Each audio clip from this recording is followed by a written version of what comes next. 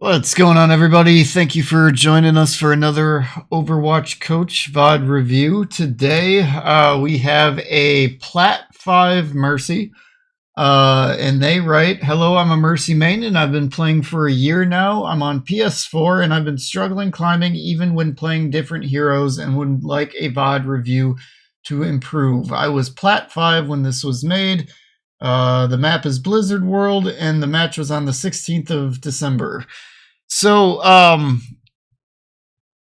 yeah, so I thought we'd maybe have a quick conversation about climbing in Season 2 of Overwatch 2. And I'm curious to those watching, how have you guys been doing after maybe the first 2 sets of rank updates? So you get, maybe you go 7 and 5, maybe you go 7 and 10. I don't, whatever. But, you get like 2 sets done and it fast tracks you the first couple times, maybe. And then after that, I'm curious, assuming you guys have played enough games to do that much, I'm curious to hear from you guys on how the climb has gone after that. Because I played a lot over the weekend, and my games have gone absolutely terrible. I mean, the DPS diff and the tank diff that I have witnessed has made me lose all hope in humanity after this weekend. I'm talking about, I've had a game at the half, and my DPS have 1 limb between them. That's how bad it's been. One DPS will be like 0 and 7, and the other DPS will be like 1 and 6 or something like that. And then the tank will have maybe like 2 or 3 limbs. And then maybe I shared in like 1 or 2 of those. I mean, that's how bad my games have been this weekend. It's crazy, and I'm curious if you guys have been seeing similar things, or maybe you guys have been ranking up quite a bit. I don't know, but I'd love to hear how your games over this weekend in particular have went. Because yeah, it's been rough for me this weekend. I put a lot of time into Overwatch because I'm finally feeling pretty. I'm basically at like 99% after that bout with COVID that I had. Still got a little bit of a lingering cough, but other than that, I'm good. So I went hard in Overwatch this weekend, and oof, rough. So let's get into this Mercy VOD review. So we got Mercy with Hanzo and Ashe. These are both good Mercy pockets. I would probably be pocketing Ashe here first, but if you notice the Ashe is struggling and the Hanzo might be popping off, then Hanzo would be a good second choice to pocket. I don't mind Kiriko. Kiriko's still my S tier support at the moment, even after the latest bout of updates. So Kiriko, I feel like, can fit into most anything right now. And they are running Ana, so Kiriko being on the map on your team is good.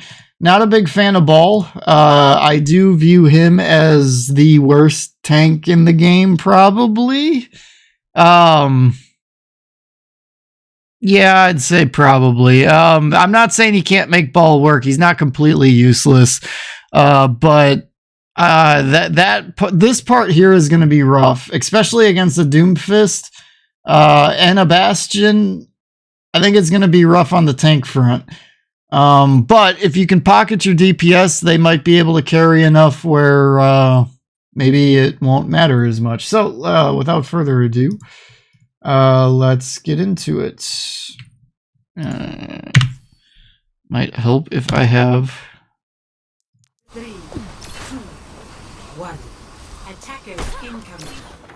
Defend objective A. Let's keep each other safe. She's gonna blow. I have motion sickness with all that ducking. I get why you're doing it. So the reason why this Mercy's doing that is so that they're harder to hit, less likely to get headshotted, that kind of a thing. I'll make sure that doesn't scar. It's good movement.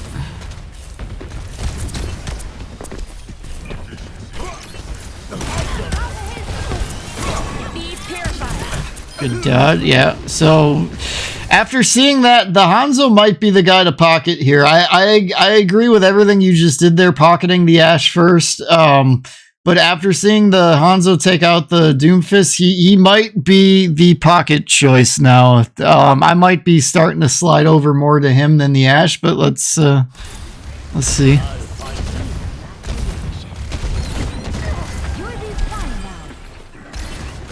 Yeah, heal the Kiriko. Boosting your damage. Heal your Hanzo. Heal your Hanzo. Heal your Hanzo. Heal. No. Okay. Poor Hanzo. So yeah, you keep that beam moving a little bit more. Be willing to pocket both DPS in a case. Oh, that was a good jump. Good jump. You might be able to get that res on Hanzo. Yeah, that Doomfist probably would have knocked you out anyway, so probably a good idea not to do that.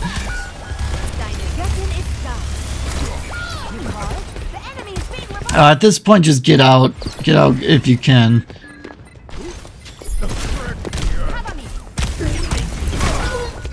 Yeah. Not too much he did. I mean, it was either get out or die. Objective lost. So you got staggered a little bit there. That's, I guess, the only thing I would really say to that.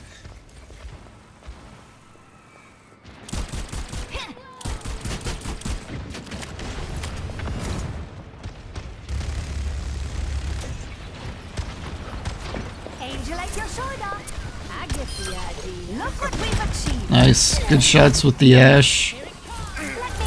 Damage boosted the whole way. Healing Kiriko, good. Get out of that. Yep, good, good. Good flying movement. I like it.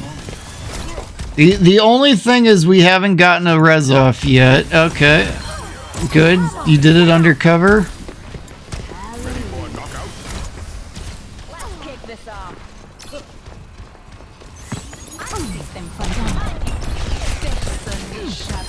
Pull out the pistol, I like it.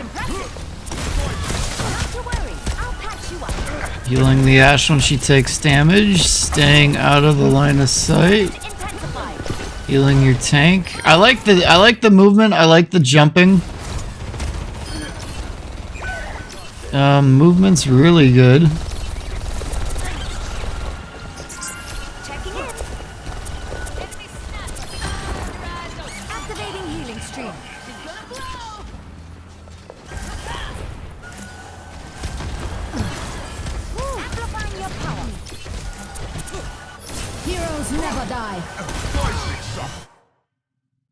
I'm thinking you may have done that a little too early. The enemy team hasn't really pushed in yet. I'd be careful about rezzing that one. Yeah, that right there. That might be rezzable. Oh, nope, you got hacked. Yeah, heal your tank there. Careful about jumping and getting too high here, because that Widow is gunning for you right now. So be careful. Yeah, Siege. Okay, so higher level game, you probably get sniped there. You gotta almost have like a sixth sense of when a sniper is waiting for you to peek. Especially when your teammates are dying or dead or not engaging or at least not pressuring the sniper, because at that point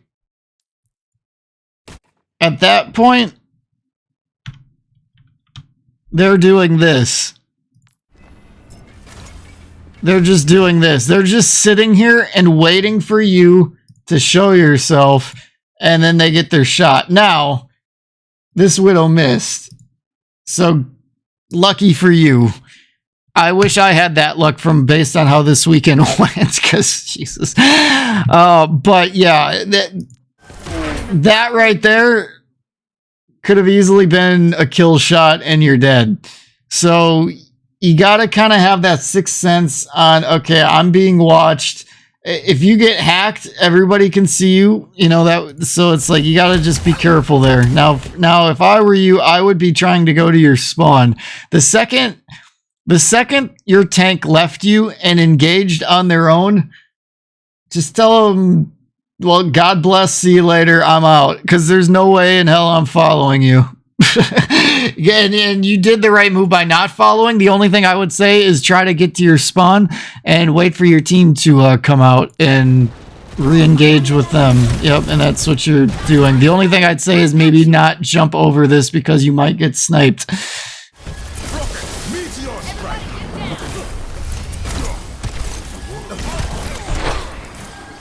Aside from that, I'm loving the movement. This is definitely, in my opinion, not Plat 5 Mercy movement. And I'm kind of wondering if you're having some of the same problems I encountered this weekend on just getting really bad teams, and there's no level of healing you can do to kind of insurmount some of the terrible matchmaking this game has been spitting out lately. Because, yeah, now your Diva's dead, and like, when did you even get a Diva, and how did they die? See what I mean? Like, what is this? What is this? Like, there's no amount of good support play that you can do when they do this. What do you...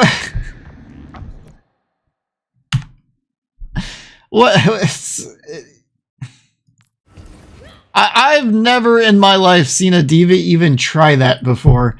And then for them to try that and then just go right off, I don't even know if they can actually make that kind of a jump or not. I don't play enough tank to really say for sure, but yikes.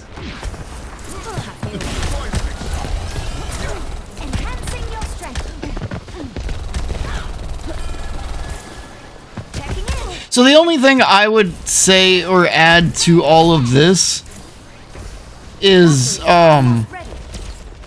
split the beam a little bit between the Ashe and the Hanzo. You're really on the Ashe.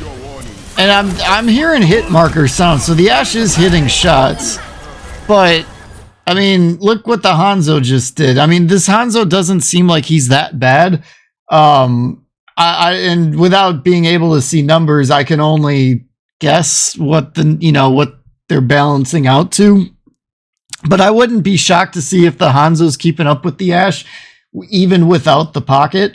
So imagine what he could be doing with a little bit of the beam as well. So I would definitely say, when you notice both DPS are popping off, split your time between them both a little bit more. That would be my advice based on what I'm seeing.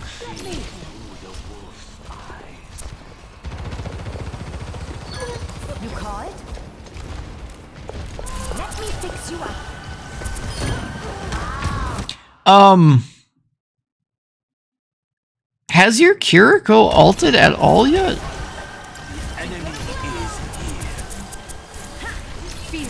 I don't think your Kiriko has ulted once.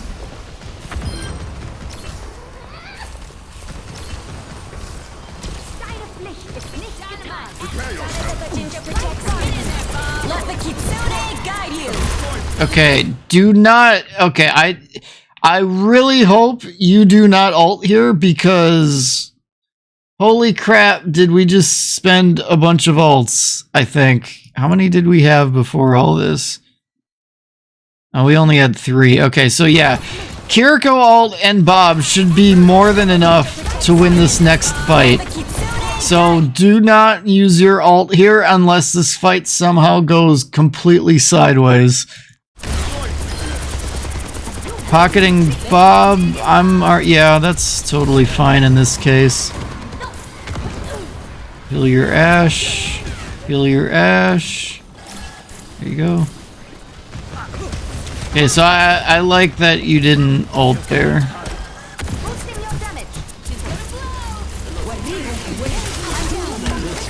Heroes never die.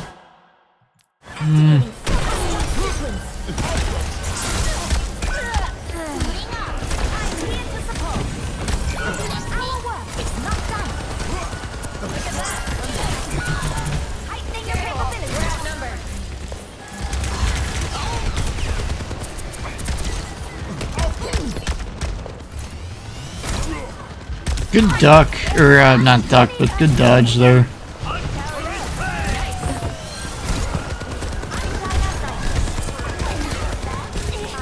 Yeah, your Kiriko needs to get out. She needs to teleport over to the Hanzo. She's taking more damage than your tank, I think. But good job keeping her going. You got a pick on the Bastion, that's pretty good.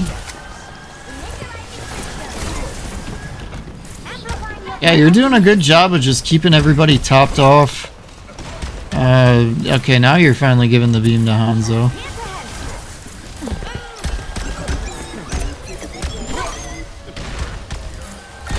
I like, oh, gotta look out for this. But what I was about to say is I like that you're staying on high ground, kind of avoiding damage. People aren't really even shooting at you, so you were completely like free up there.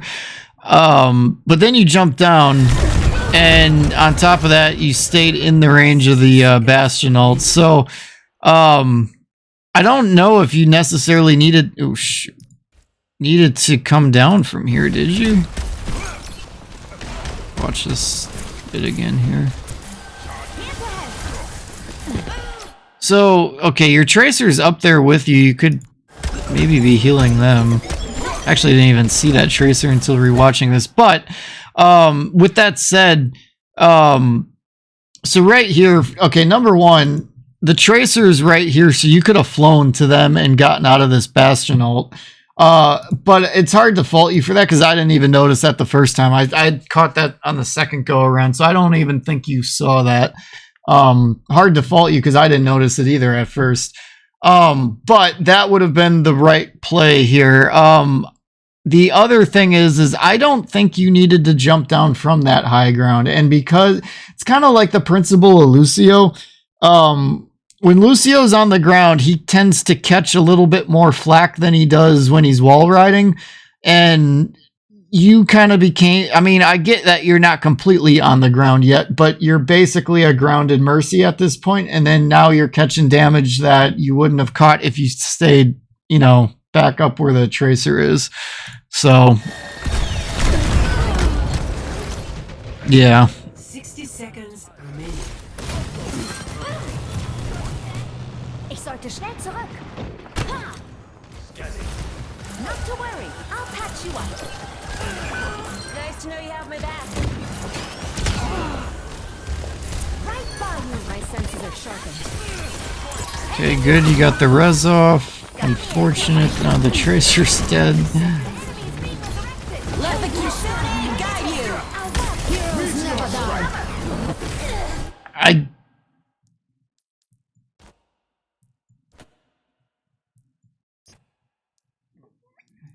Too far back. Hang in there. Our work is almost done. So Tracer's dead, but we saw them die. Hanzo's at like what, 95% health or whatever. Diva's not too bad. Yeah, I don't think I popped this ult here. I think I saved this. Heroes never die.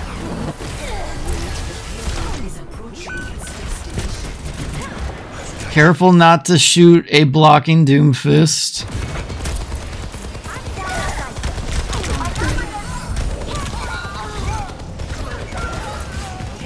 Yeah, I probably would have saved that ult, but honestly, I probably would have ended up popping it during that fight anyway. I probably just would have waited a little bit before doing it, and I'm not necessarily saying that would have been the right thing to do. I'm just saying that's what I probably would have done. Activating self-destruct sequence. Come on, get up. Okay, so you held it before you got to the third point, so that's good. That makes this game winnable. To 2. Switching sides. I like the movement that we're getting from you. The movement is definitely something I wouldn't expect a low tier plat player to be doing. And it kind of goes to my point on the ranks of this season just feeling really off. Because this doesn't look like a low-tier Mercy player to me. This would be like, Ready for battle. I don't know, mid-diamond and higher, in my opinion, in terms of movement. I will say one thing. The movement started out superb, and then it kind of got a little on the lazier side as time went on. Like, you were, like, up until about the middle, I'd say the first 2 points, you were staying in the air impeccably well for the most part. And at one point it was almost to a fault because you almost put yourself in Widow, you know, line of sight a couple times. But the third point, you felt more grounded, and I'm not really sure why that is. I don't know if maybe that was by design. Defend objective. Or maybe not. I don't know. It's hard for me to say on that one, but it's just an observation. Not to worry. I'll patch you up. Get them off me. So you gotta. Oh, I didn't even look at the. So, yeah, I would be pocketing Sojourn first, Ashe second, even though that's who you were pocketing most of the time on the first round. I don't think this Ashe is bad by any means. And if the Sojourn doesn't really seem like they're getting a ton of value, I'm totally fine with reversing this. But Sojourn is too strong not to pocket, and I still feel this way even after the nerfs that she has gotten. Mainly because Railgun with a Mercy damage boost still makes her a one-hit kill headshot for 4 of the 5 heroes that are on the map. That alone makes her the Mercy pocket of value. Not that Ashe is a bad Mercy pocket choice, but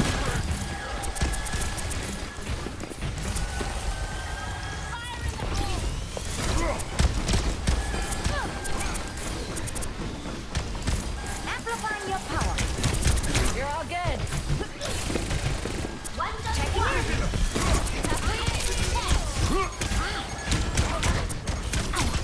yeah, so here you're going to want to stay grounded a little bit more until that turret gets knocked out. At that point, you being in the air should be completely free, but that turret is going to punish you. So if I were you, what I would be doing is pinging it or team calming and saying, get that turret killed. That turret needs to die. Like, really harp on that turret, because you're back to wanting to be in the air, which is making me think that maybe you were a little bit more grounded on the third point by design. But regardless, that turret's going to punish you when you're in the air. So that turret's got to go.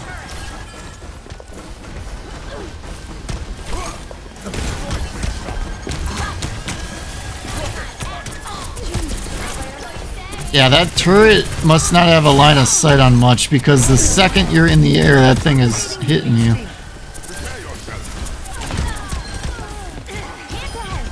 I'm actually surprised that this turret is such a problem, though. There's much for you to I feel like the Ashe would have been very easy to hit and kill that. Sojourn too, really. Unless the Torb was... Ooh. Yeah, careful, you almost flew into that pulse bomb. You almost did. So the only thing I'd say here is that D.Va is getting hit quite a bit. You might have to kind of spread your time a little bit and help out the Kiriko heal that D.Va. D.Va is...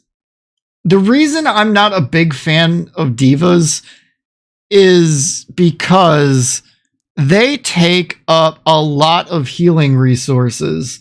So when you have a D.Va on your team, you gotta like really pay attention to what they're doing, because when they start going in, they just turn into a damage sponge. And I don't know what it is about D.Va, but that defense matrix does not eat up enough damage for her. She just starts soaking it all up. I mean, it's a good alt battery for you guys, but at the same token, your DPS don't get the resources back. Or if they do, that happens.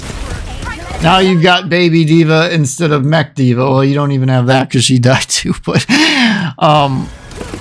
yeah, it's. I'm not a big fan of Diva in the current meta, and honestly, I think I only saw Diva in like 2 games this whole weekend for me. I had a lot of unfortunate luck with Reinhardt's this weekend for some reason. But I haven't seen much of Diva, so it's actually kind of interesting somebody here went Diva.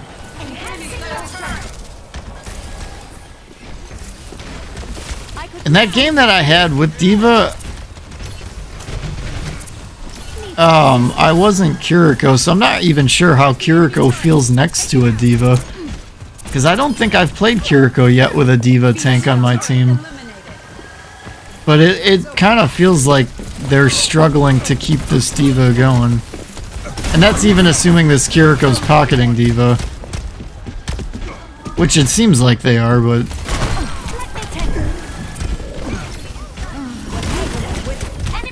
yeah, that turret is really keeping you grounded, which is it's no fault to you.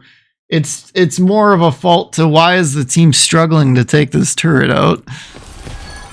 And then to add to this, why swap to Tracer? Tracer with a Torb on the map with the turret can be a soft counter to Tracer. Especially now that that shotgun blast got better. So if you're having a hard time hitting Tracer, that shotgun blast can do a little bit more to make a Tracer honest. It's an odd pick. Not that I like Tracer, but when that turret's not dying, that's just an odd choice of a pick. But yeah, the big thing right here is that turret is keeping you from doing what you want to do. I feel like the Diva is kind of a weak point too. But I'm almost willing to bet that they get off a Diva bomb that might make this pick worthwhile. No, they did not. It looked like a good Diva bomb though. There was a lamp down, so I'm wondering... Actually, let's look. I can fix that. She would have killed Baptiste. But the lamp saved Bap.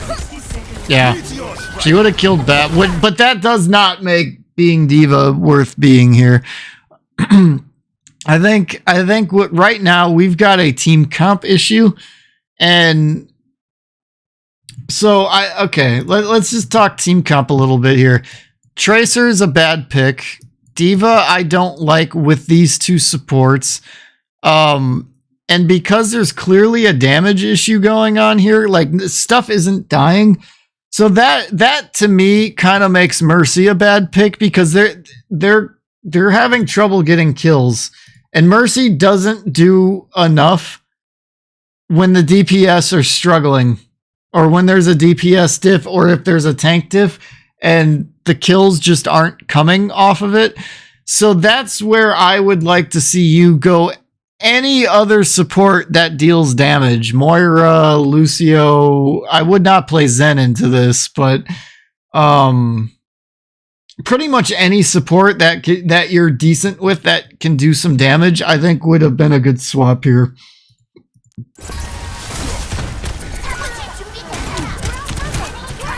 If it were me, I'd probably have gone Moira or Bap if it were me. Because you can't even get a res off right now because that turret's zoning you out. Well, good job not dying to the pulse bomb there.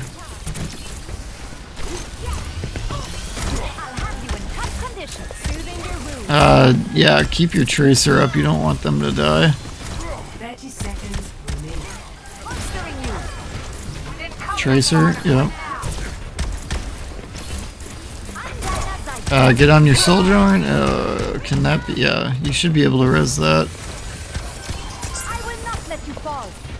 Thanks. I'll return the favor. It's go time.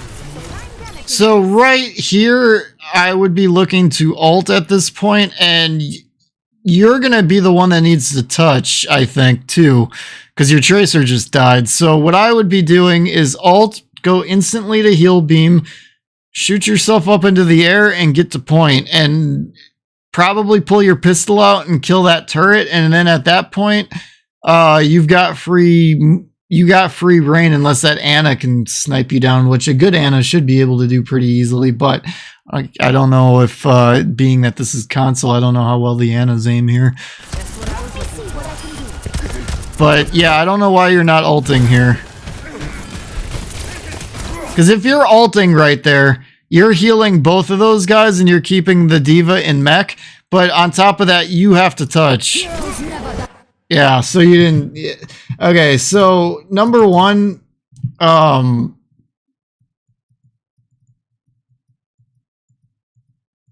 alt usage. Alt usage is going to instantly be my number one because you didn't see the opportunity to be the one to touch.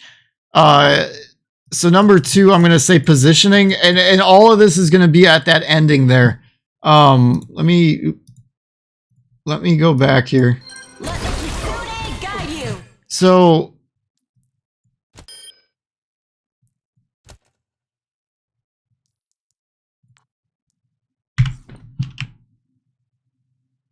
oh, what is it? Oh, they are really up in the air here. Okay. Anyway, let's watch this from up high and just think about what I said for a second here. See how they're both half. You can only heal one right now, but you have your ult. Why you're not using it, I'm not sure. But imagine if you're ulting, you're healing both of them, you shoot up into the air. Oh, I gotta take this off. You know, you shoot up and you're healing them, you're healing them, you're healing them, and then you touch. Now from here, they're on their own. You can only do so much with them. But once you're on here and you're touching, then at this point, you can only do one thing. Pull out your pistol, and that turret's gotta die. Because that turret's gonna just instantly shoot you. But if you can kill that turret, then at that point, it's Ana. Then Ana's gotta go next. But if nobody touches, then you already see what happens. Everything just ends. So, yeah.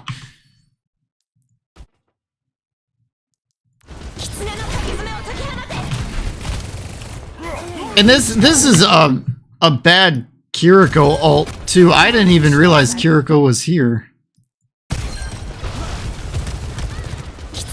So yeah, if Kiriko's here and you've been Mercy ulting for a few seconds at this point while going this way, and then if Kiriko starts healing them and then shoots her ultimate into this way, you guys might have been able to cap that point. Maybe.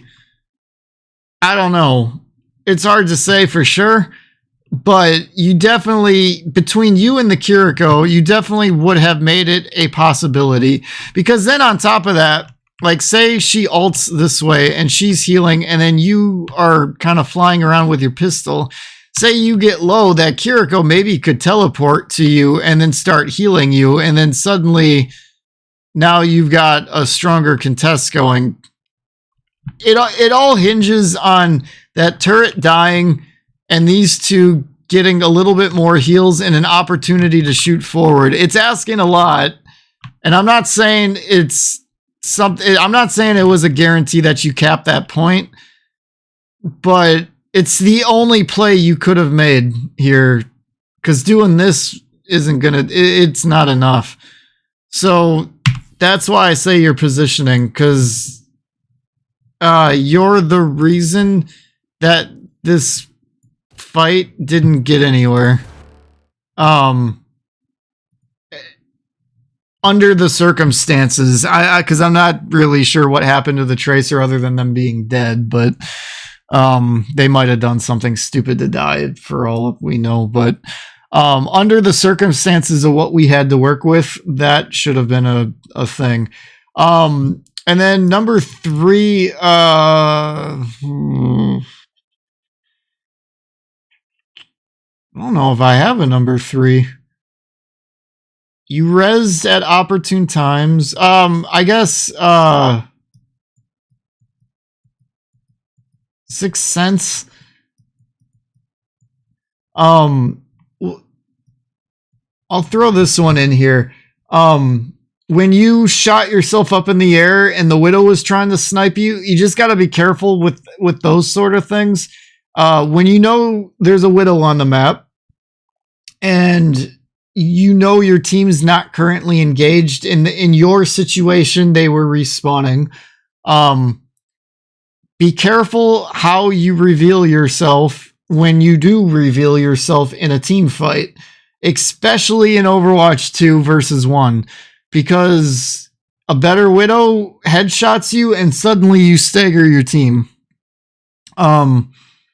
I didn't see that a lot from you. The only other time I saw that from you would have been like on the attack side, and then the turret was shooting you down. You know, if they were running like a sniper or double sniper, they might have been able to snipe you out of the air kind of a thing, but they weren't doing that. So you didn't really have that to worry about. But when you start getting to higher level games, that could be something to keep in the back of your mind. Be careful to just shoot yourself up in the air, because when you're playing in lower ranks, I notice a lot of DPS and tanks don't shoot at mercies.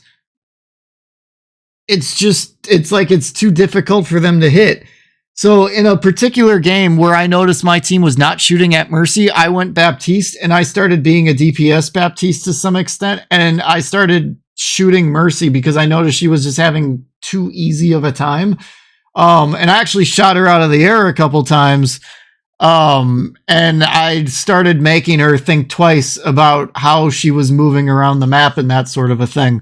So when there's DPS on the enemy team that are kind of starting to pick at you a bit when you're in the air, start thinking about having that sixth sense. Like, if I shoot myself up in the air, am I going to reveal myself to a hit scan that might be able to hurt me? We saw at least one situation where that could have happened, but I don't think that enemy team was skilled enough to really make that point into a reality. But I could see that being a problem later on in future games, assuming you climb. So I hope that was helpful. Generally speaking, though, I think you're better than a Plat 5 player. I don't think if the matchmaking is kind to you, I don't think you'll have a problem climbing. I don't think you would be a weakness to a well put together team. But matchmaking isn't always kind, and it doesn't seem to be very kind in season 2 for a lot of people. So, going into a fourth point,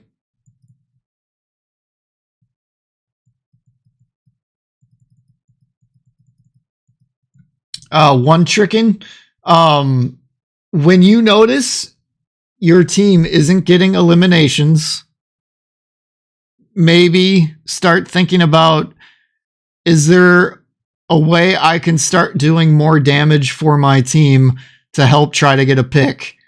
Now, I'm not suggesting go Moira and just start DPSing all over the map. But if you go Moira, throw out a damage orb, start spraying around a little bit, maybe redispersing the heals to maybe give the diva a little bit more. And then, trying to finish off a half health healer or DPS with a right click. And then throwing out a healing orb or even another damage orb and like really trying to double down on the elimination. Sometimes that can make all the difference. I don't know what your skill set is for other support heroes, but the one thing I will suggest, and I do say this for everybody that's watching, if you play support, have at bare minimum 3 support heroes that you feel comfortable playing. And as time goes on, that number should go up. So don't one trick. I'm okay with one tricking for the sake of a VOD.